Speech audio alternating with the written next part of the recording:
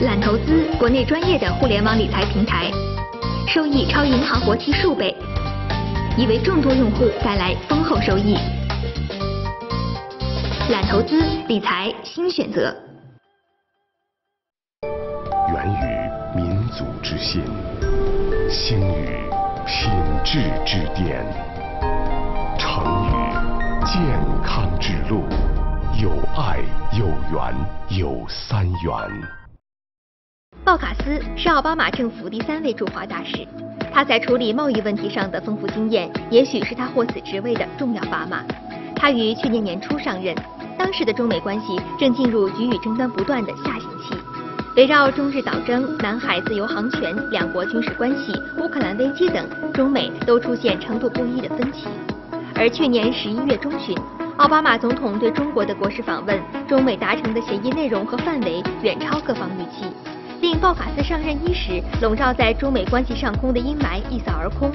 在接受财新时间采访时，他首先谈及了去年11月习近平与奥巴马在北京中南海瀛台的那次会谈。President Xi Jinping devoted 9 hours to discussion with President Obama. That's much more than all the time together with other leaders. So did the two presidents reach a new personal understanding? I was impressed with how each listened to the other. President Xi listened to President Obama. President Obama explained American values and our Constitution, our Declaration of Independence. And in addition, President Obama listened to President Xi, who spoke at one point for about 20 minutes about the role of China, the growth of China, and the importance of the Communist Party in China. And at the end of each dissertation or statement, each said, "Well, thank you very much. I've learned something now." That's very helpful. So there was another level, a deeper level of understanding. But it's like everything in life.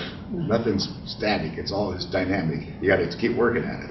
And that's what I see my job to be, is to keep working at it, talk to people, travel around the country, do all I can just to help cement this relationship even further.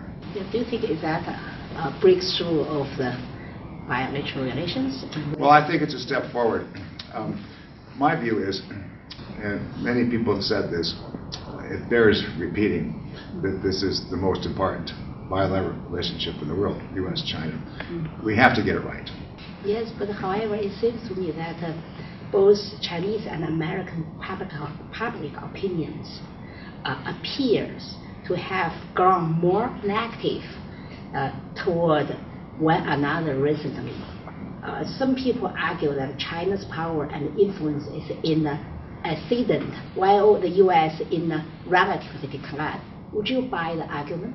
Well, China clearly is rising.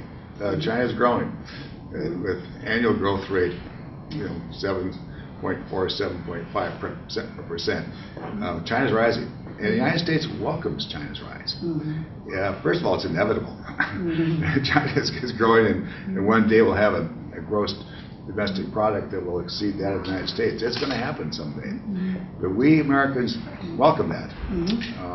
Why do we welcome it? Because a rising economic China is good for China. It's good for the United States. It's good for the world. Why is it good for the United States and the world? Because the United States is the world's largest economy today, and China the second largest economy today. We're joined together. We're joined at the hip.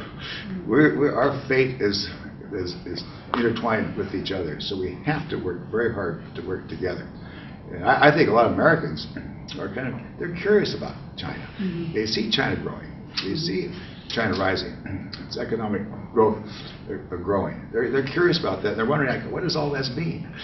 And I think a lot of people in China, Chinese people I talk to, they're kind of curious too. Who is America, and how is America reacting to all this? And the answer to both questions is really very simple.